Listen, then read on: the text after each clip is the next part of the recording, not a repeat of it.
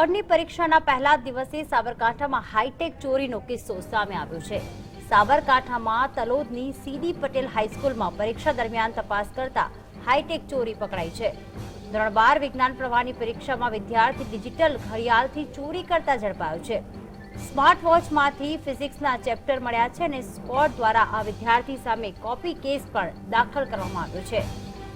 તો વિદ્યાર્થીની smart વોચમાંથી ફિઝિક્સના chapter મળી આવ્યા હતા। ધોરણ 12 વિજ્ઞાન પ્રવાહનો જે આ વિદ્યાર્થી છે તે ચોરી કરતો ઝડપાયો છે। આપ અત્યારે જીએસટીવી પર એક્સક્લુઝિવ દ્રશ્યો જોઈ રહ્યા છો। સૌથી પહેલો દ્રશ્ય આપ જોઈ રહ્યા છો, ફર્સ્ટ ઓન જોઈ રહ્યા છો કે જેમાં કઈ રીતે સ્માર્ટ વોચમાં તેણે ફિઝિક્સના જે ચેપ્ટર છે એ ડાઉનલોડ કર્યા હતા। વધુ વાત કરવા જોડાઈ ગયા છે મારા સંવાદદાતા ક્ષિતિ જણાવશું કે કઈ રીતે આ વિદ્યાર્થી ચોરી કરતા ઝડપાયો હતો। હા પ્રીતિ, આજે ધોરણ 12 સાયન્સનું પ્રથમ પેપર હતું ત્યારે તલોદ ખાતે આવેલી સીડી પટેલ હાઈસ્કૂલમાંથી આ કોપી કેસ પકડાયો છે।